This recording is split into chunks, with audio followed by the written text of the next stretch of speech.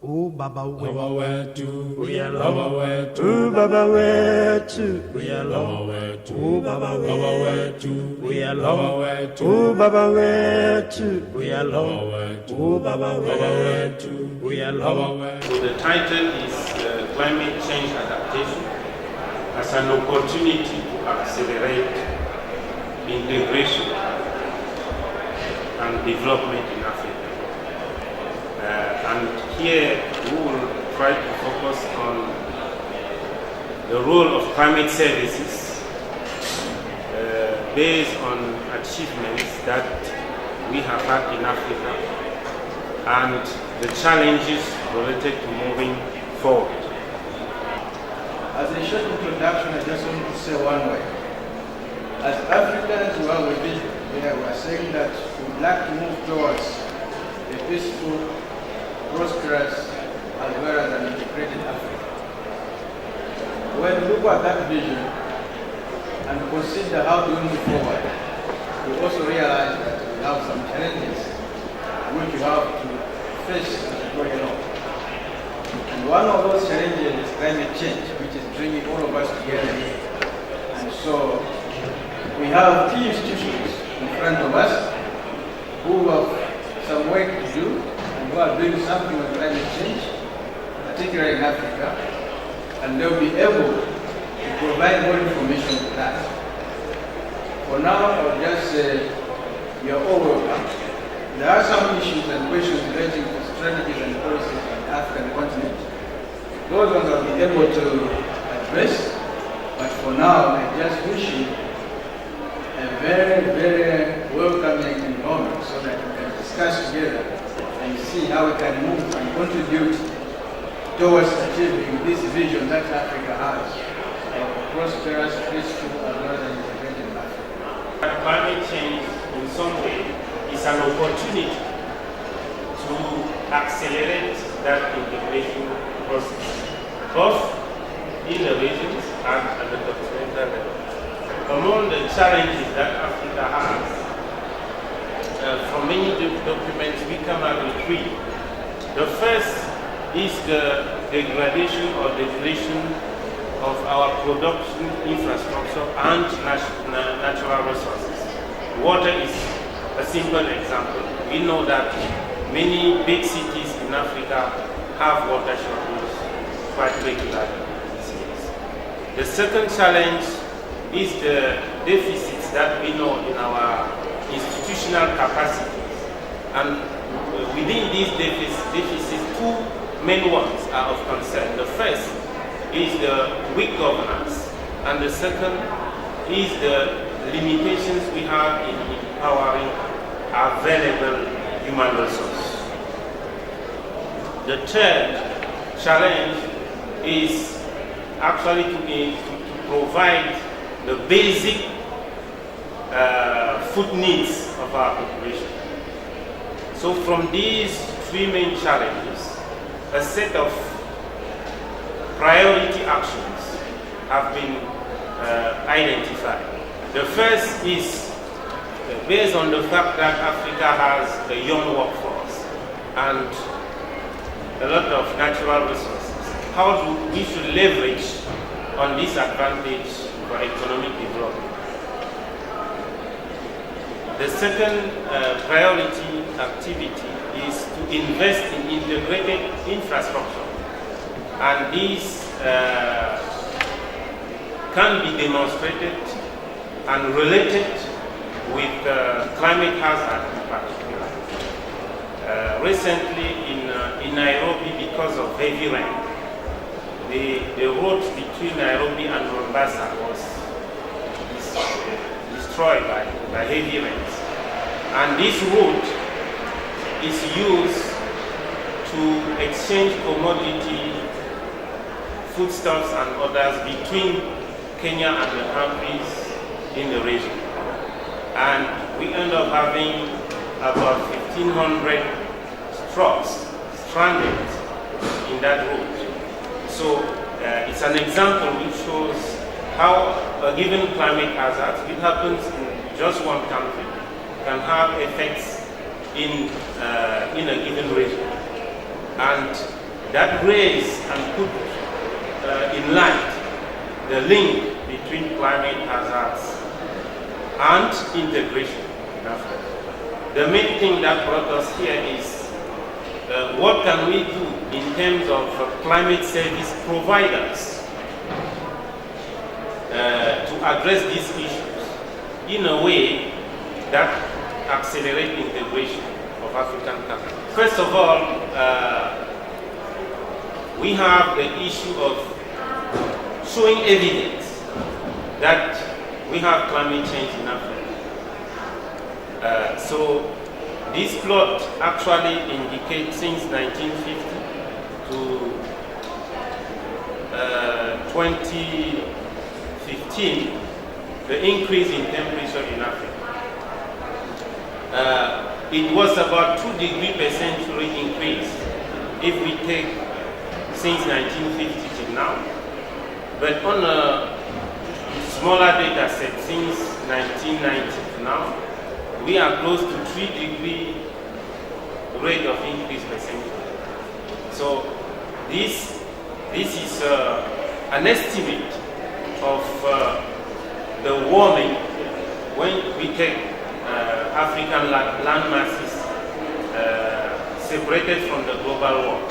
So in Africa, the warming is actually much more significant than the global average we have in the IPCC.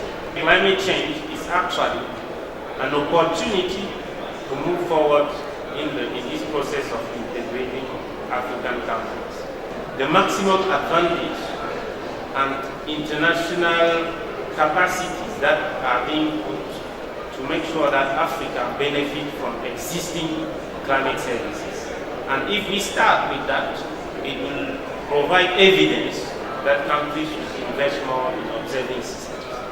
So it's a shift in the strategy, moving from focusing initially on improving observations to actually providing better services with what is available and demonstrating that to move further, we need to improve observing systems. So those are the 5 points that we put on the table for discussion, taking into account the different programs that have been implemented in Africa and seeing together how to move forward.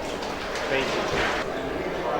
The challenges of climate change are huge, and they are real, and they are important challenges, and there is need to really address them for the interests of the African people.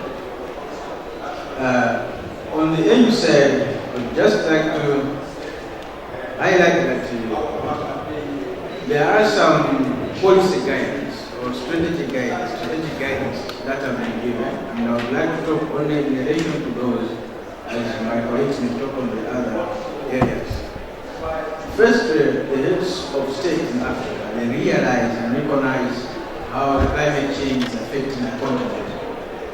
And by that realization, they came to understand that it was important to declare that the African Union Commission, the regional economic communities, the regional climate centers, that is in Africa, as well as the national meteorological and hydrological service, it's important that they work together so that they can address the issue of climate change by providing improved information, climate information services. And that declaration led to the African Development Bank, the UNCA, the African Union Commission. They work together in a program which is called Green Debt. And colleagues will mention better how that works because they are here to highlight that. On the one side, we have a global level of coordination needed.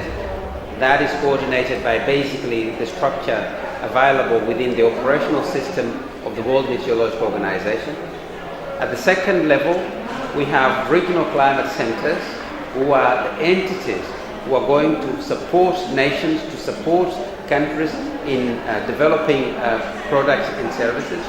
And I'm very pleased to announce that in Africa, ACMAD has been recognized as a regional climate center. It is performing the functions of a regional climate center. ICPAC is in the process of acquiring recognition to become a regional climate center, and other centers such as the SADC Climate Services Center, and eventually a center that is in the process of being built or established in the Central African Republic will also apply for that capability. We are supporting institutions both at national level and regional level with the deployment of experts. We've just conducted 2 assessment missions to ACMAD and ISPAC, where we identified their human resources capacity needs so that we can deploy in those centers experts who will support the development and the application of climate services. We've deployed in August this year 2 experts in the FAO office in Dakar to support the countries in West Africa where we initiated implementation of GFCS-related activities so that countries who require support in terms of expertise and technical advice can tap into those resources for immediate implementation. How do climate services contribute to integration? I think the reason why the framework was created was because of the recognition that the impacts of climate variability and climate change are very damaging to the economies of not only African countries but many other countries.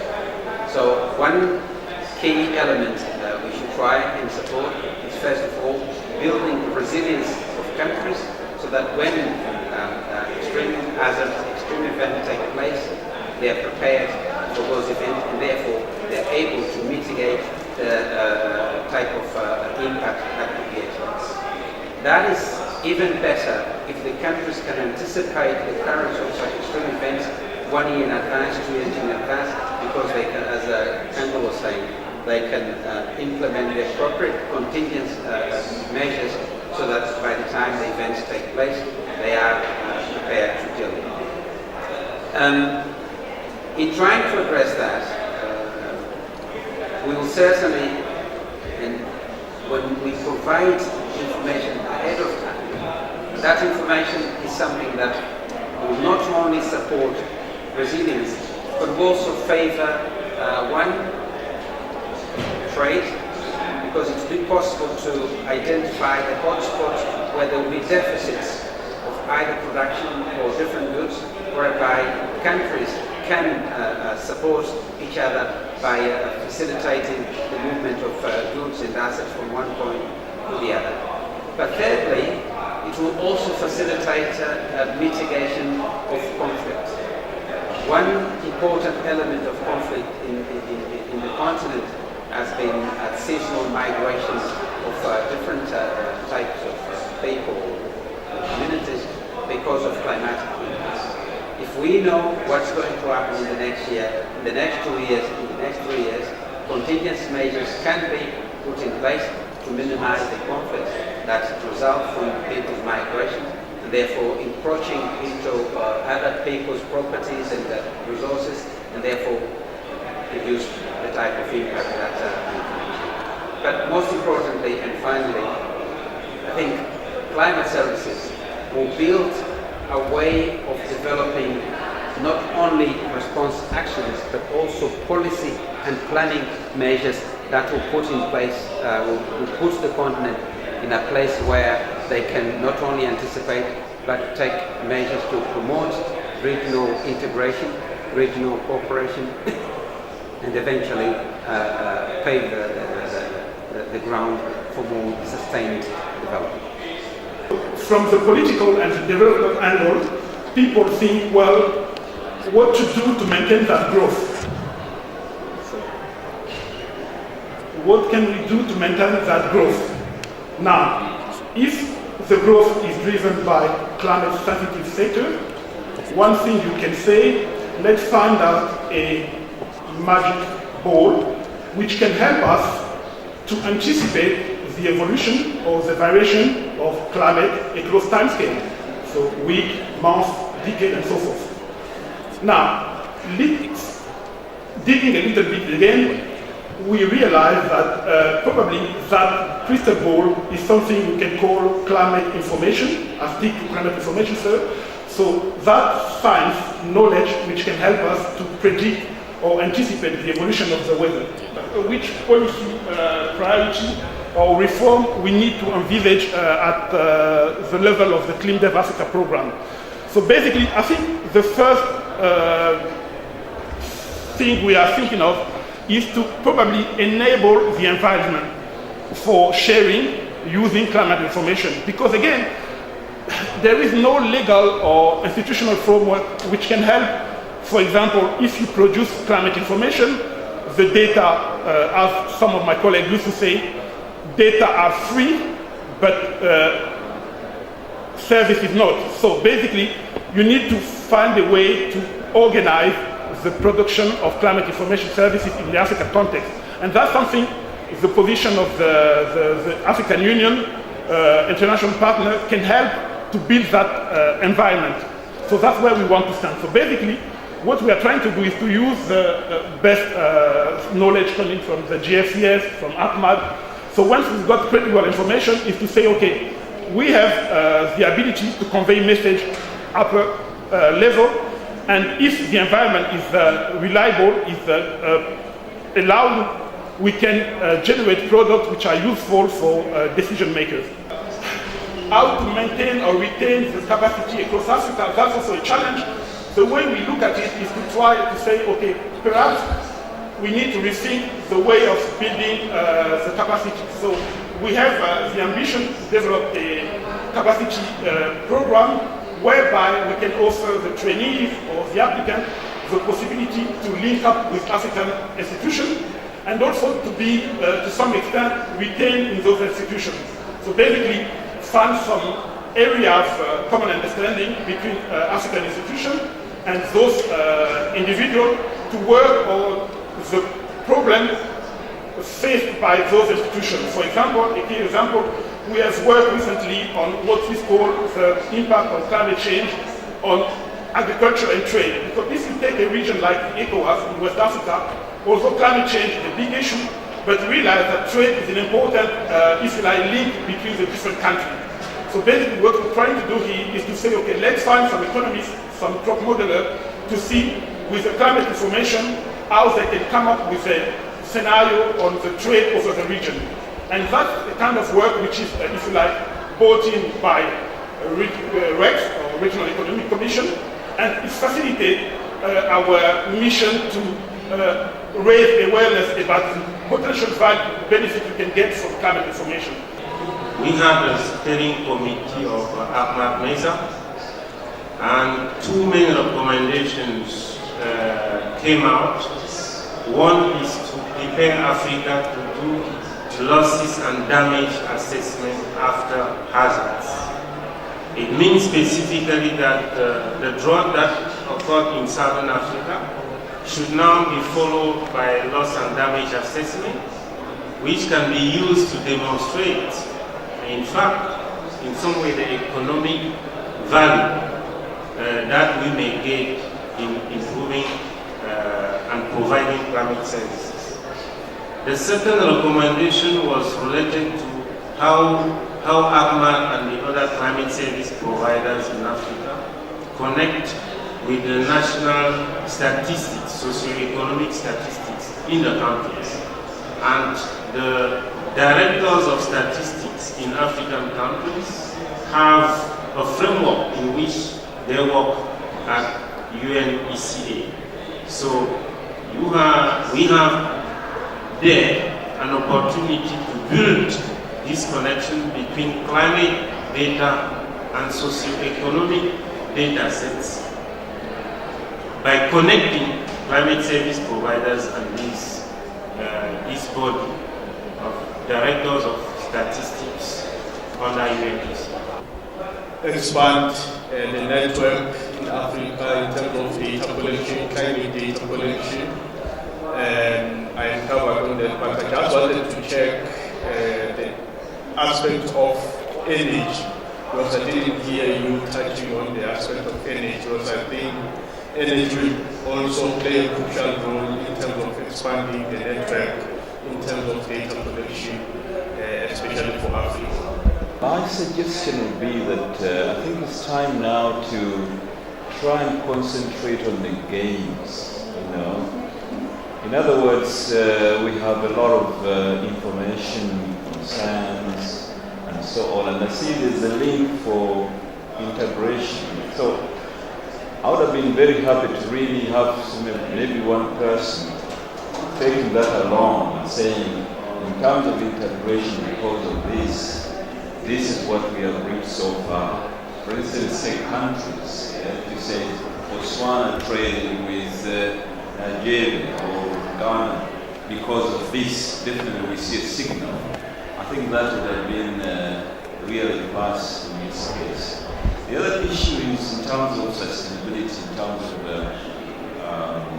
networks, observation networks. I think this is a big problem.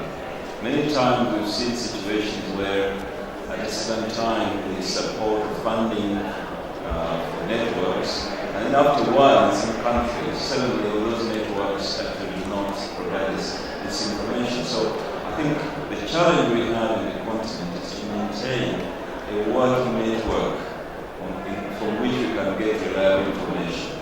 Many times I've been in Europe and I found that when the Europeans, for instance, the German Weather Services or the British Weather Services, they have got more information on Africa than ourselves. I think we need to try our best to work hard to get that robust network that will really support all these arguments which we are trying to get to. Integration is a very important aspect for us. I mean, if we can get that hook to integrate, why not?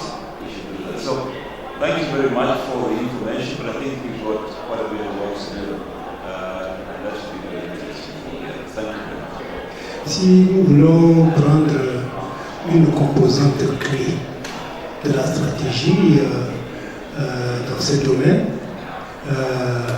nous parlons de l'adaptation.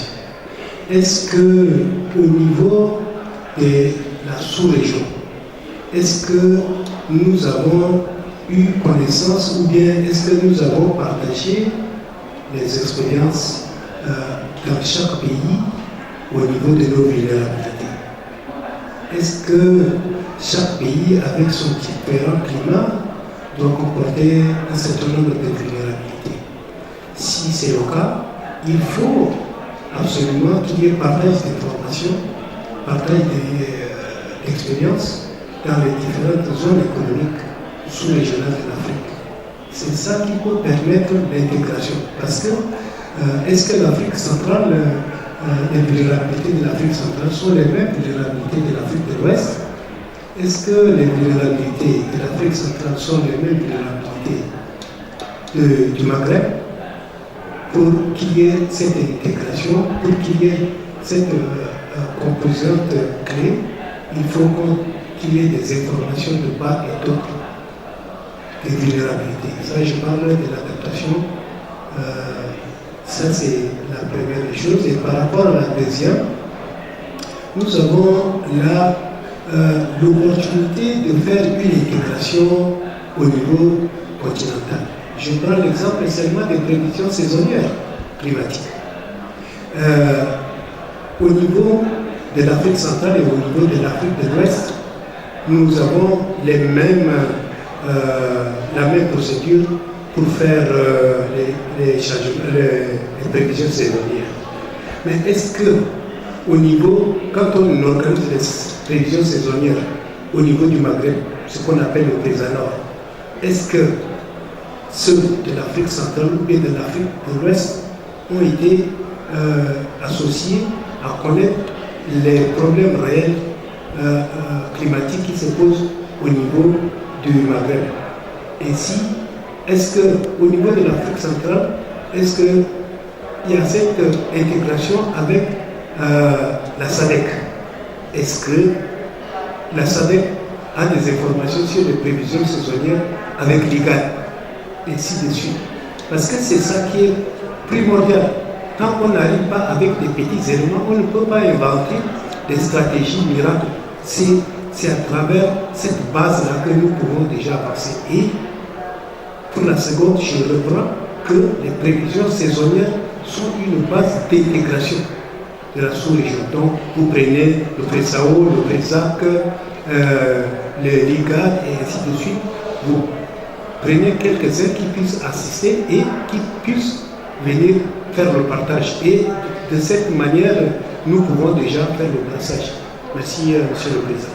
The importance of good communication in Africa needs to be addressed if we're really serious about data collection and stuff like that. But I would like to add to that, not just good communication, but also affordable communication. If we look at the reality, the situation on the ground, Africa is the poorest. We have the poorest population in the world. And you cannot bring the most expensive communication to the poorest people and expect it actually to do any good for us. So I just wanted to buttress that. On my own, I love the idea of policy, as the gentleman was presenting, the panelist up there was presenting. But one thing that kind of disgusts me about policy, we tend to focus more on the creation of policy rather than the implementation of policy. And I believe that the most important thing to achieve any sustainable goal or any important goal is actually the implementation of policy. So maybe this comes as a question, maybe just a comment, in that we need to actually bring the African government on board. I don't know how much we have brought them on board in terms of not only creating sustainable, reliable policies, but in fact, the implementation of them. We know that, working in the international nonprofit sector, we know that it is very difficult to actually get African governments to implement policies that they commit to. So maybe this group, individually as your organizations or collectively, seeing exactly how you can get the African government to actually take action. I think it is time for Africa to actually take ownership of our own responsibility. Thank you. I think it is very important to know the state of observation in each country, in the continent, before to give a climate service, because we have a lot of difficulty to framework, particularly ground observation. And I think also we need to evaluate the need of each country in the number of stations, not only ground station, but also in the different level, observation in the different level. And also it is very important to evaluate the need in the human resource. I mean forecaster, observer, technician, the different level of human resource. And also it is very important to evaluate the mean, the communication mean in the continent, because sometimes we have data is available, but you cannot change this data. And if you cannot send data, it is a problem. In some country, we have data available in the country, but data only in the country. For example, Mauritania, we have 14 stations, but sometimes we cannot give this data only local. We use the data, but we cannot share this data with another country. For example, for marine station, we have 4 marine stations in the coast of Mauritania, but this data we cannot share with another country. It's a problem. Compte, in fact, is trying through the regional centers, but also through this other program for the hydrometeorological centers, the national meteorological centers. The whole aim of doing that program is to see how these centers can coordinate better, how they can communicate better, and to harmonize the kind of data that they collect, so that they can exchange. There could be easy exchange of data between and among these centers. I insist on the issue of capacity. I insist on capacity because at the end of the day, it's about capacity, what needs to be in place in countries. You probably know, I do have examples. where I went for med service, just an example, and I saw a forecaster with 6 different computers. 6 different computers. One had data from a radar, the other had data from synoptic stations, the other had data from satellites, the other had data from the data management system, and so on and so forth. The life of that forecaster was more difficult than if he had just one computer. And the reason why the forecaster had 6 computers was because 6 computers were given by 6 different entities. And at no point anybody thought of the need of integrating those computers. And this is why, under the global framework of climate services, our first action in each country we go in is conduct, facilitate the assessments of capabilities and needs, but not just of one institution, of all the institutions concerned with the development and application of climate science, so that we end up with a one national agreed-on plan of action or program, which constitutes the base for any development. I'll give you an example. In September last year, we conducted a meeting of all the UN agencies, UN and international agencies involved in implementation of programs. We took 16 countries in Africa. We identified more than 100 projects with investments of more than $700 million being spent in 2014.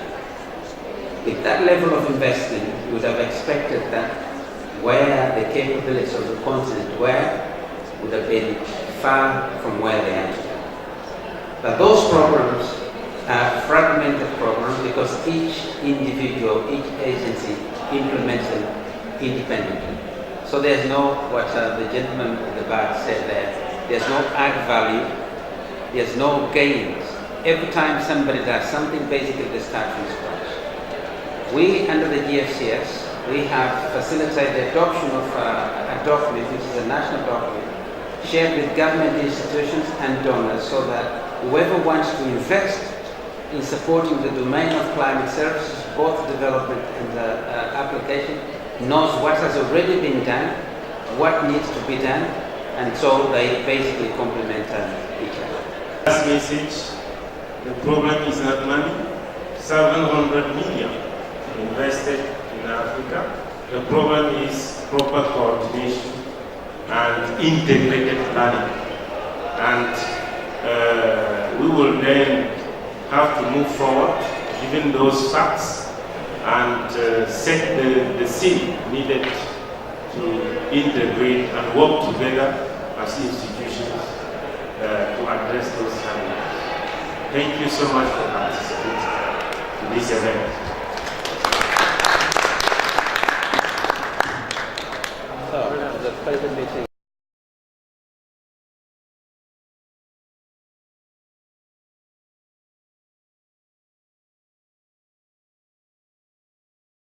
Ce side event a pour objet essentiel de montrer une fois de plus quelles sont les évidences de l'impact du changement climatique sur l'Afrique et par la suite donner la parole aux représentants de ces institutions qui sont en charge de ces programmes pour faire un peu le point sur les réalisations et les défis de leur point de vue. En termes de produits, vous avez là, par exemple, une évidence du changement climatique sur l'augmentation de la fréquence et de l'intensité des vagues de chaleur. C'est un cas pris au Niger. Et vous pouvez remarquer à partir des années 90, l'augmentation en nombre et en fréquence de ces événements. Avant les années 90, il y en a moins. Et c'est une situation qui, quand ça se manifeste, entraîne un certain nombre d'effets, notamment sur caractérisée par des coupures d'électricité et aussi sur le plan sanitaire par un certain nombre de maladies qui touchent notamment les personnes âgées.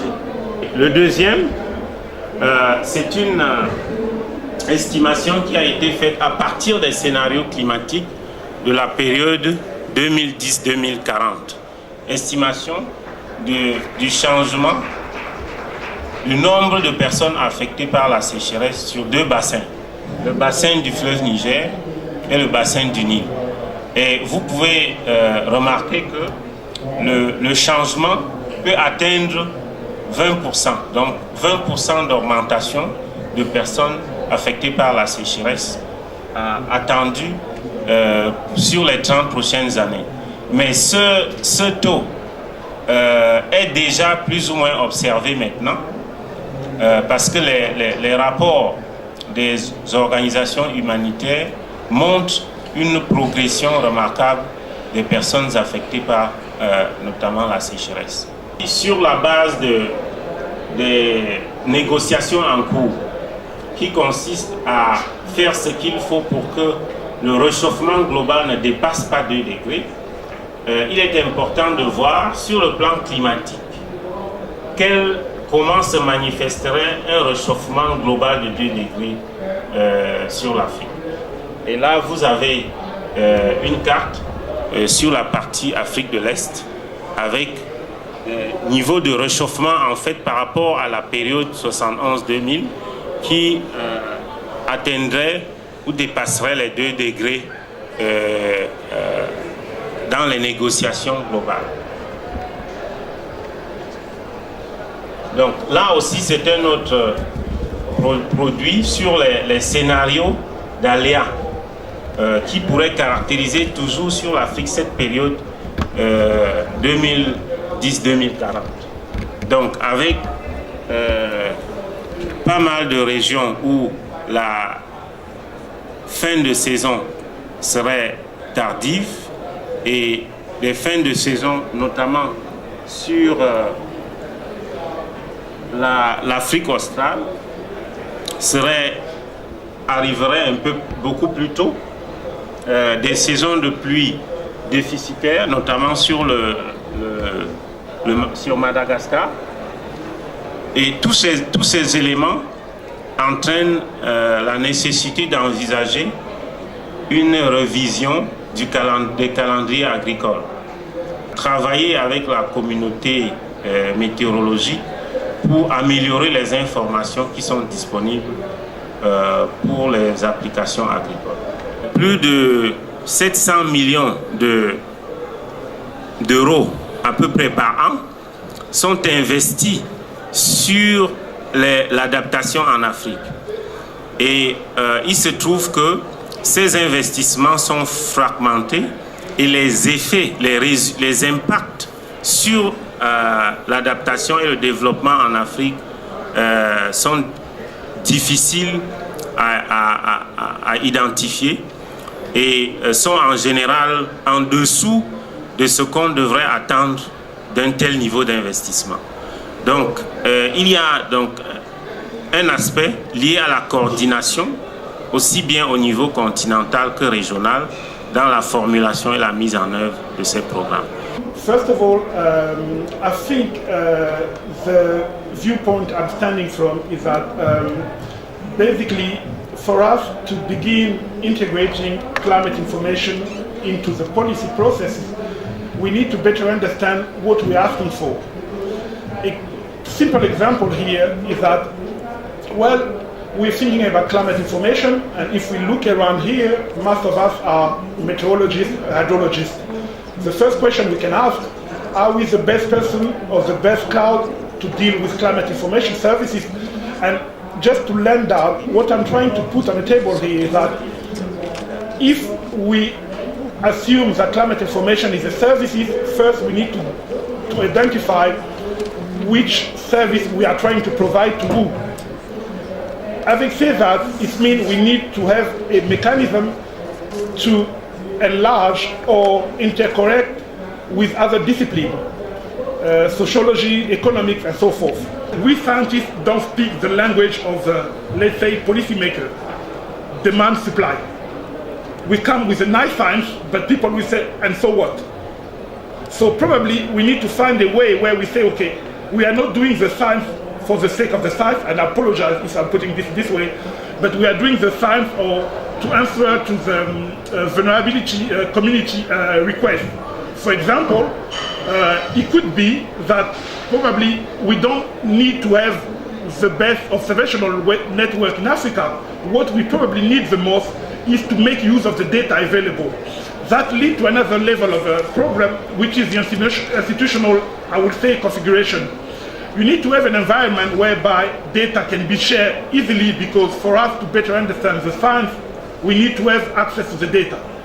Now, at the same time, people working in the med service, they have to feed their staff. So asking them to provide data for free is a kind of challenge.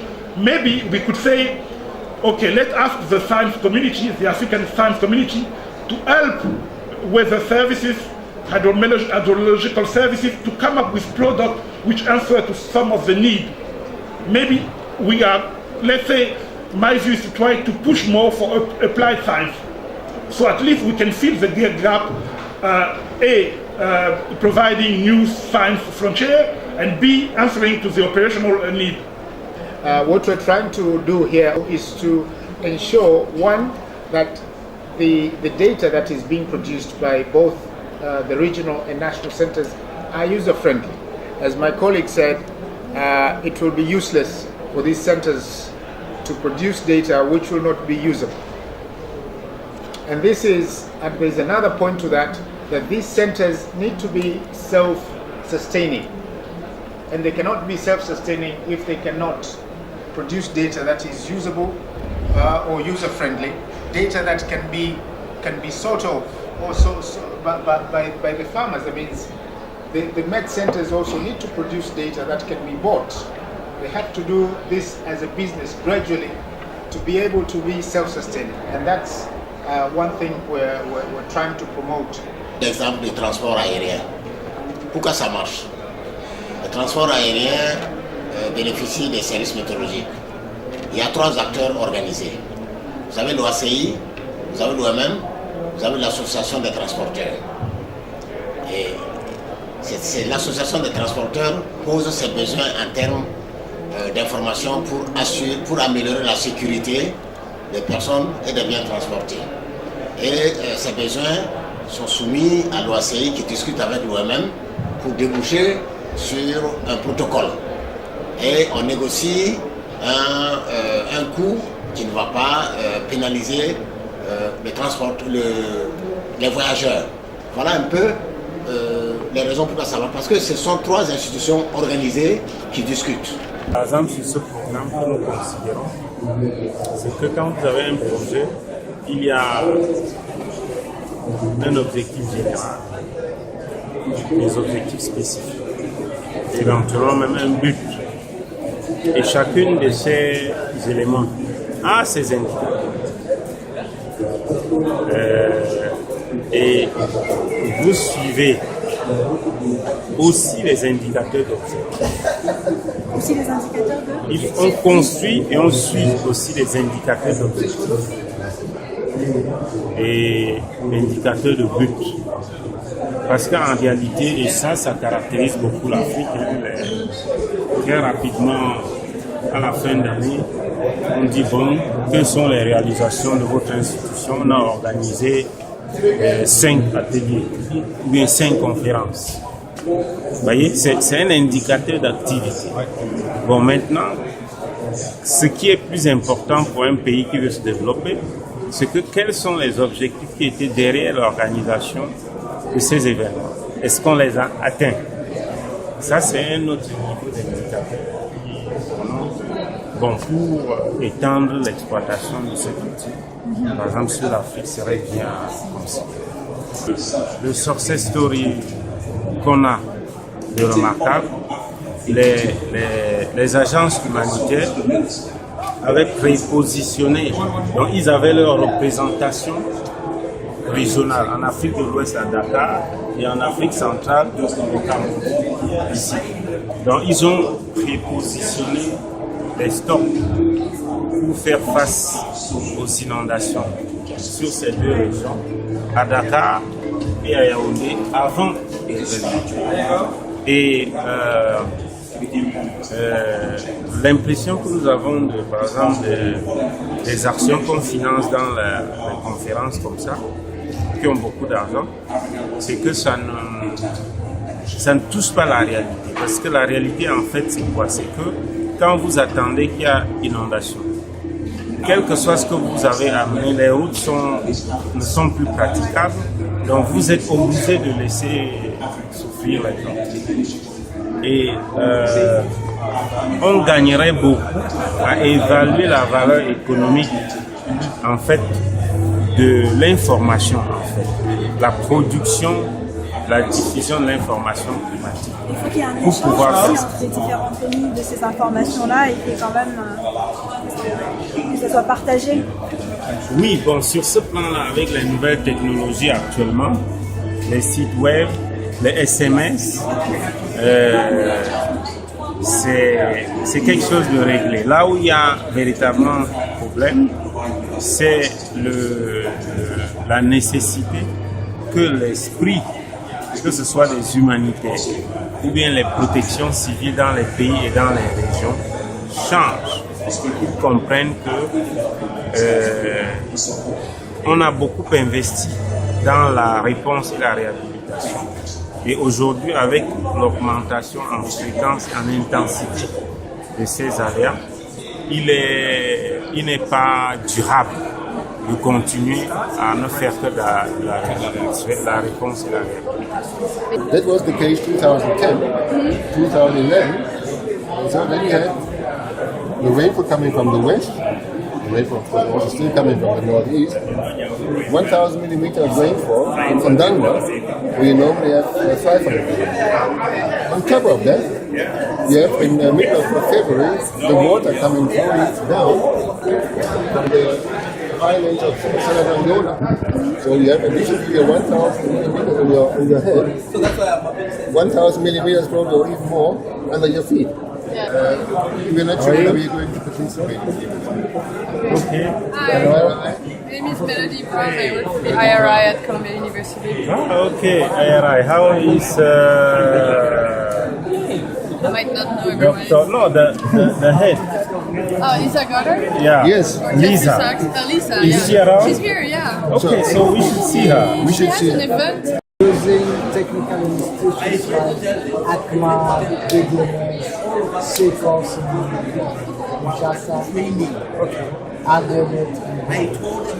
So these services will provide, for example, in Mauritius Institute of Photography, about marine resource management services. ECOWAS is the same, but for the Atlantic Ocean of coastal areas in West Africa.